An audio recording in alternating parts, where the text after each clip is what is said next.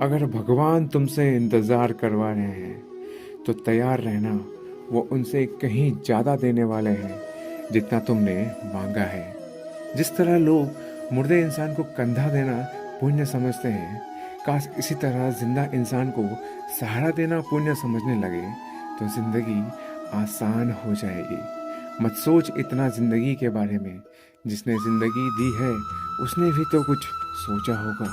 बेवजह ही नहीं होती लोगों से मुलाकात, किसी से सबक मिलता है तो किसी से ज्ञान। श्री कृष्ण कहते हैं, किसी को दुख देकर मुझसे अपने सुख की इच्छा मत करना। अगर तुम किसी को एक पल का भी सुख देते हो तो अपनी दुख की चिंता कभी मत करना। जब दर्द और कड़वी बोली दोनों सहन होने लगे तो समझना जीना आ गया है। कौन क्या कर रहा है, कैसे कर रहा है, क्यों कर रहा है, इन सब से आप जितना दूर रहोगे उतना ही खुश रहोगे। हंसते रहो तो दुनिया साथ है, वरना आंसुओं को तो आंखों में भी जगह नहीं मिलती। जीवन में जो होता है वो किसी न किसी वजह से होता है, या तो वो आपको कुछ बना कर जाता है या फिर कुछ सिखा कर। कटना, पिसना और अंतिम समय तक निचोड़े जाना गन्ने से बेहतर कौन जानता है कि मीठा होने का नुकसान कितना होता है। जब कोई दिल दुखाए तो सबसे बेहतर है कि हम चुप हो जाएं, क्योंकि जिन्हें हम जवाब नहीं देते उन्हें फिर वक्त जवाब देता है। अंधे बहरे गूंगे बनकर अपने लक्ष्य पर ध्यान देते रहो। यहाँ इतना खाली लोग हैं कि ना खुद कुछ करेंगे और ना करने वालों को कुछ करने देंगे, और उनका मनोबल भी तोड़ देंगे। लोग जरा सी बात पर आपको छोड़ देते हैं और भगवान जरा सी प्रार्थना से आपका हाथ थाम लेते हैं। कर्मों से डरिए, ईश्वर से नहीं। ईश्वर तो माफ कर देते हैं, मगर कर्म नहीं। ये अटल सत्य है कि जैसे बछड़ा 100 गायों में अपनी माँ को ढूंढ लेता है, उसी प्रकार कर्म अपने कर्ता को आज नहीं तो कल ढूंढ ही लेता है। नियत साफ और मकसद सही हो तो यकीनन किसी न किसी रूप में ईश्वर भी आपकी मदद करते हैं।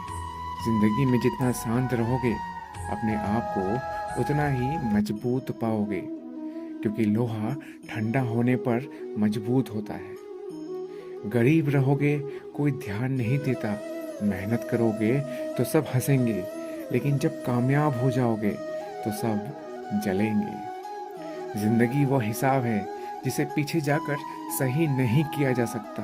इसलिए आज में सुधार करें और पुरानी बातों को अनुभव की तरह इस्तेमाल करें। जिस जिंदगी में उत्साह, लक्ष्य और अनुशासन ना हो उसे जिंदगी जीना नहीं, जिंदगी काटना कहते हैं। कभी कभी आप बिना कुछ गलत किए भी बुरे बन जाते हैं, क्योंकि जैसा लोग चाहते थे आप वैसा नहीं करते।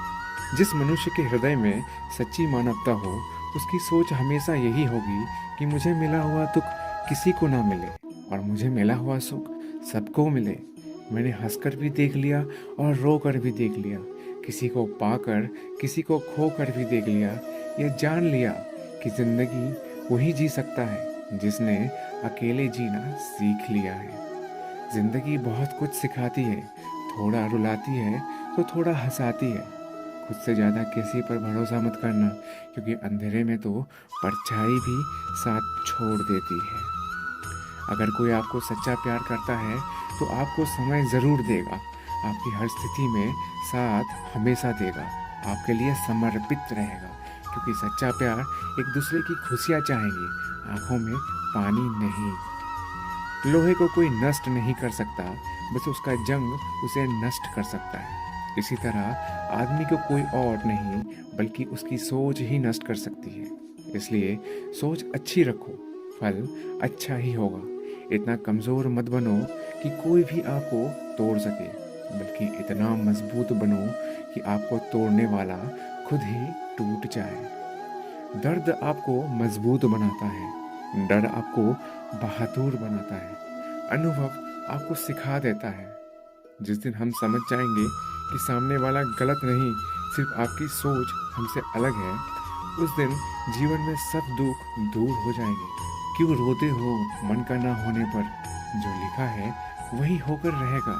एक रास्ता बंद करने से पहले भगवान 10 रास्ते खोल देते हैं। गर्मी के मौसम में पत्ते सूखने के बाद भी पंछी घोंसला नहीं छोड़ता, क्योंकि वो जानते हैं फिर से बरसात आएगी और पेड़ पर नए पत्ते आएंगे।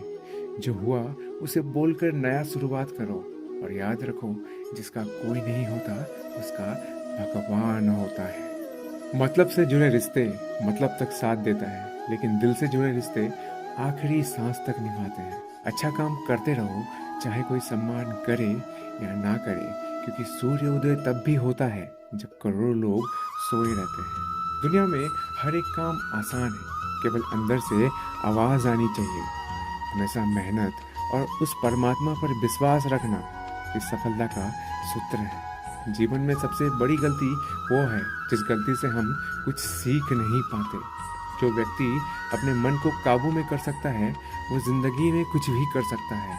इंसान की अच्छाइयों पर सब खामोश रहते हैं, लेकिन चर्चा अगर बुराई पर हो तो गूंगे भी बोल पड़ते हैं। श्री कृष्ण कहते हैं, तुम्हारे बीते हुए कल को तो मैं ठीक नहीं कर सकता, क्योंकि तुम वर्तमान में अगर अच्छा कर्म करोगे तो मैं तुम्हारे आने वाला कल जरूर उजागर करूंगा। झूठी बातों पर लोग आपकी वाहवाही करेंगे, वही लोग आपको तबाह करेंगे। बुरे से बुरा क्या ही होगा, हम तो हमेशा ही सोच लेते हैं, मगर अच्छे से अच्छा क्या होगा ये हम कभी नहीं सोचते। जो ईश्वर रात को पेड़ पर बैठे पक्षियों को कभी गिरने नहीं देता, सोचो वह तुम्हें अकेले और बेसहारा कैसे छोड़ सकता है। आज के ज़माने में कोई अपना नहीं होता, सिर्फ लोग तब तक साथ देते हैं जब तक उनका स्वार्थ होता है। अगर कोई अकेला है तो इसका मतलब ये नहीं कि उसे कोई पसंद नहीं करता, बल्कि वो अकेला है इसलिए क्योंकि उसने दुनिया की औकात जान ली है। एक बार राजा और उसकी मंत्री तलवार को साफ कर रहे होते हैं। तलवार को साफ करते समय अचानक राजा के पैर पर तलवार गिर जाती है और राजा के पैर की उंगली कट जाती है। उस राजा को उंगली कटने के कारण बहुत ही तकलीफ हो रही थी, बहुत ही दर्द हो रहा था, लेकिन उसका मंत्री कहता है, शांत रहिए महाराज, जो कुछ भी होता है अच्छे के लिए होता है। राजा को यह बात सुनकर गुस्सा आ जाता है। वो मंत्री से कहता है कि मेरी उंगली टूट गई और तुम कह रहे हो अच्छे के लिए हुआ। वो मंत्री राजा को समझाने की कोशिश करता है, पर वो नहीं मानता और बिना सुने गुस्से के कारण मंत्री को काल कोठरी में बंद करने का आदेश दे देता है। पर मंत्री को इस बात का कोई दुख नहीं था, क्योंकि उसका अभी भी यही कहना था कि जो होता है अच्छे के लिए होता है। वो अपनी खुशी से ही अपने आप को सैनिक के हवाले कर देता है।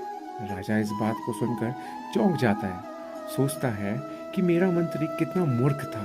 उसे लग रहा था कि मैं उसके अच्छाई के लिए कैद कर दिया। इस घटना के 3 महीने बीत जाते हैं। एक दिन राजा अपने सैनिकों के साथ शिकार करने के लिए जंगल में जाता है। राजा को एक हिरन दिखता है। हिरन का पीछा करते करते राजा घने जंगलों में चला जाता है। वो हिरन को पकड़ नहीं पाता और जंगलों में खो जाता है। वो बाहर आने के लिए रास्ता ढूंढता है, लेकिन रास्ता उसे नहीं मिलता। तभी कुछ आदिवासी लोग उसे घेर लेते हैं। उन लोगों को पता नहीं था कि वो राजा है। वो लोग अपने देवता को बलि चढ़ाने के लिए एक इंसान को ढूंढ रहे थे। आदिवासी लोग राजा को पकड़कर अपने इलाके में ले जाते हैं।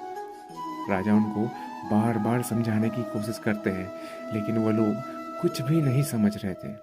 वो लोग खुशी से नाचते हैं, राजा को नहलाकर बलि चढ़ाने के लिए उनको कपड़े पहनाते हैं।